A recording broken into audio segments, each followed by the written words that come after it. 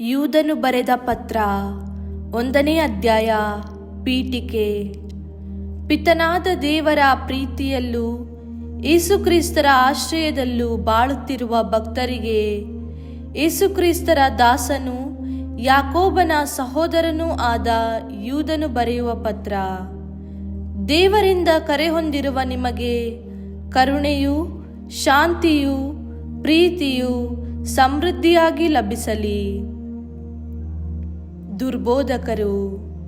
ಪ್ರಿಯ ಸಹೋದರರೇ, ನಮ್ಮೆಲ್ಲರಿಗೂ ಲಭಿಸಿರುವ ಜೀವೋದ್ಧಾರವನ್ನು ಕುರಿತು ಬರೆಯಲು ಅತ್ಯಾಸಕ್ತನಾಗಿದ್ದೆನು.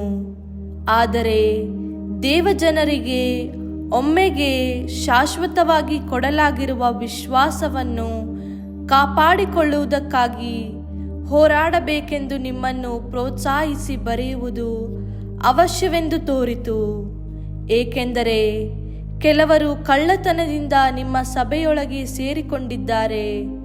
ಇವರು ಭಕ್ತಿಹೀನರು, ನಮ್ಮ ದೇವರ ಅನುಗ್ರಹದ ನೆವದಲ್ಲಿ ತಮ್ಮ ಕಾಮಾಭಿಲಾಷೆಗಳನ್ನು ಸಮರ್ಥಿಸಿಕೊಳ್ಳುತ್ತಿರುವವರು, ನಮ್ಮ ಏಕೈಕ ಒಡೆಯರು ಪ್ರಭುವೂ ಆದ ಯೇಸುಕ್ರಿಸ್ತರನ್ನು ನಿರಾಕರಿಸುವವರು.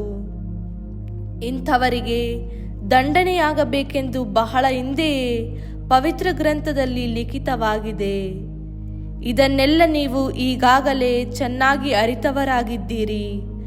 ಆದರೂ ಕೆಲವು ವಿಷಯಗಳನ್ನು ನಿಮ್ಮ ನೆನಪಿಗೆ ತರಲು ಬಯಸುತ್ತೇನೆ. ದೇವರು ತಮ್ಮ ಪ್ರಜೆಗಳನ್ನು ಈಜಿಪ್ಟ್ ದೇಶದಿಂದ ಬಿಡುಗಡೆ ಮಾಡಿದರು. ವಿಶ್ವಾಸವಿಡದವರನ್ನು ಅನಂತರ ಅವರೇ ನಾಶ ಮಾಡಿದರು. ಅಂತೆಯೇ ತಮ್ಮ ಆದ್ಯ ಅಂತಸ್ತನ್ನು ಉಳಿಸಿಕೊಳ್ಳದೆ ತಮ್ಮ ಯೋಗ್ಯ ನಿವಾಸವನ್ನು ಕಳೆದುಕೊಂಡ ದೇವದೂತರನ್ನು ಶಾಶ್ವತ ಸಂಕಲೆಗಳಿಂದ ಬಂಧಿಸಲಾಯಿತು. ಮಹಾದಿನದಲ್ಲಿ ಸಂಭವಿಸುವ ದಂಡನೆಯ ತೀರ್ಪಿಗಾಗಿ ಅವರನ್ನು ಕಾರ್ಗತ್ತಲೆಯಲ್ಲಿ ಕೂಡಿಡಲಾಯಿತು. ಸೊದೋಮ್, ಗೊಮೊರಾ ಮತ್ತು ಅವುಗಳ ಸುತ್ತಮುತ್ತಲಿನ ಪಟ್ಟಣಗಳು ಆ ದೂತರಂತೆ ನಡೆದುಕೊಂಡರು. ಅಲ್ಲದೆ ಅವರು ಅನೈತಿಕತೆಯಲ್ಲೂ ಪ್ರಕೃತಿ ವಿರುದ್ಧವಾದ ಲೈಂಗಿಕ ಕೃತ್ಯಗಳಲ್ಲೂ ಮಗ್ನರಾಗಿದ್ದರು. ಈ ಕಾರಣದಿಂದ ಅವರು ನಿತ್ಯಾಗ್ನಿಯ ಶಿಕ್ಷೆಗೆ ಗುರಿಯಾಗಿ ಇತರರಿಗೆ ಎಚ್ಚರಿಕೆಯನ್ನು ನೀಡುವ ನಿದರ್ಶನವಾಗಿದ್ದಾರೆ. ಈ ದುರ್ಬೋಧಕರು ಕೂಡ ಹಾಗೆಯೇ ವರ್ತಿಸುತ್ತಿದ್ದಾರೆ.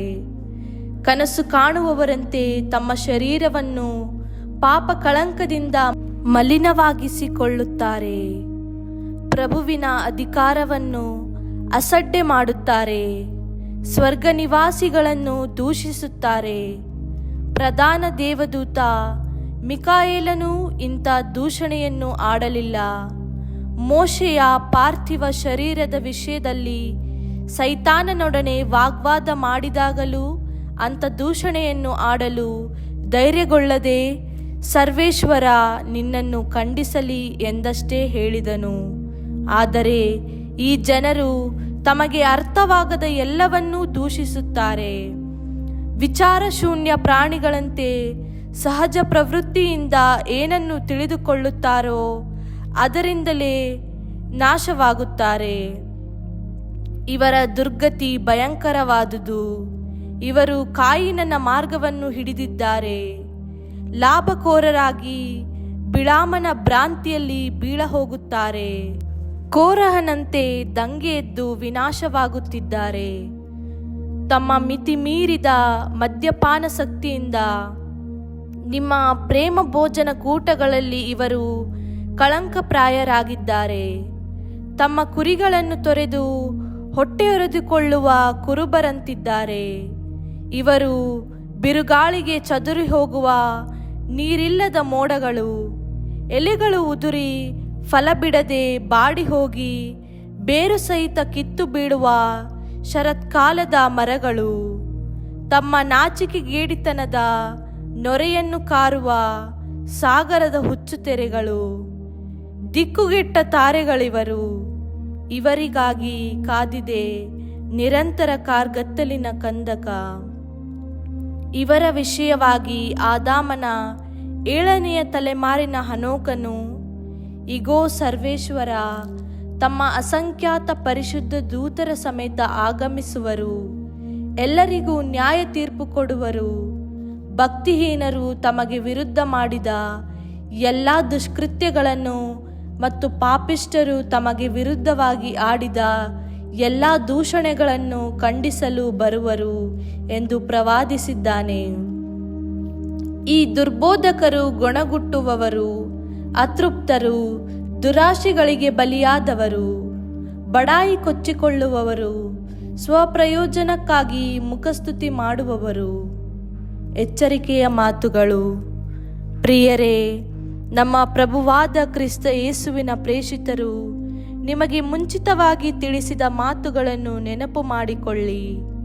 ತಮ್ಮ ದುರಿಚ್ಛೆಗಳ ಪ್ರಕಾರ ನಡೆಯುವ ಕುಚೋದ್ಯಗಾರರು ಅಂತ್ಯಕಾಲದಲ್ಲಿ ಬರುವರು ಎಂದು ಅವರು ಎಚ್ಚರಿಸಿದ್ದಾರೆ.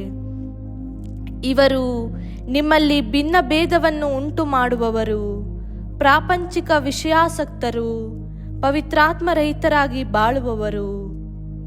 ಪ್ರಿಯರೇ, ನೀವಾದರೂ ಅತಿ ಪರಿಶುದ್ಧ ವಿಶ್ವಾಸದ ಆಧಾರದ ಮೇಲೆ ನಿರ್ಮಿಸಲಾದ ಮಂದಿರದಂತೆ ಪ್ರವರ್ತಿಸಿರಿ. ಪವಿತ್ರಾತ್ಮ ಅವರಿಂದ ಪ್ರೇರಿತರಾಗಿ ಪ್ರಾರ್ಥಿಸಿರಿ. ನಿತ್ಯ ಜೀವವನ್ನು ದಯಪಾಲಿಸುವ ಕರುಣಾಮಯ ಪ್ರಭು ಯೇಸು ಕ್ರಿಸ್ತರನ್ನು ಎದುರು ನೋಡುತ್ತಾ ದೇವರ ಪ್ರೀತಿಯಲ್ಲಿ ನೆಲೆಗೊಂಡಿರಿ. ಸಂಶಯ ಪಡುವವರಿಗೆ ಸಹೃದಯದಿಂದ ನೆರವಾಗಿರಿ. ಬೆಂಕಿಯ ಬಾಯಲ್ಲಿ ಇರುವವರನ್ನು ಎಳೆದು ಸಂರಕ್ಷಿಸಿರಿ. ಕೆಲವರಿಗೆ ದಯ ತೋರಿಸುವಾಗ ಭಯವಿರಲಿ. ಪಾಪದ ನಡತೆಯಿಂದ ಹೊಲಸಾದ ಅವರ ಬಟ್ಟೆ ಬರೆಗಳನ್ನೂ ಮುಟ್ಟದಿರಿ. ಸಮಾಪ್ತಿ. ಪಾಪದಲ್ಲಿ ಎಡವಿ ಬೀಳದಂತೆ ನಿಮ್ಮನ್ನು ಕಾಪಾಡುವ ತಮ್ಮ ಮಹಿಮಾ ಸನ್ನಿಧಿಯಲ್ಲಿ ನಿಮ್ಮನ್ನು ನಿರ್ದೋಷಿಗಳನ್ನಾಗಿಯೂ ಹರ್ಷಭರಿತರನ್ನಾಗಿಯೂ ನಿಲ್ಲಿಸಲು ಶಕ್ತರಾಗಿರುವ ನಮ್ಮ ಉದ್ಧಾರಕರಾದ ಏಕೈಕ ದೇವರಿಗೆ ನಮ್ಮ ಪ್ರಭು ಯೇಸು ಕ್ರಿಸ್ತರ ಮುಖಾಂತರ ಮಹಿಮೆ, ಮಹತ್ವ, ಅಧಿಪತ್ಯ, ಅಧಿಕಾರ ಆದಿಯಲ್ಲಿ ಇದ್ದ ಹಾಗೆ ಈಗಲೂ ಯಾವಾಗಲೂ ಸಲ್ಲಲಿ. ಆಮೆನ್.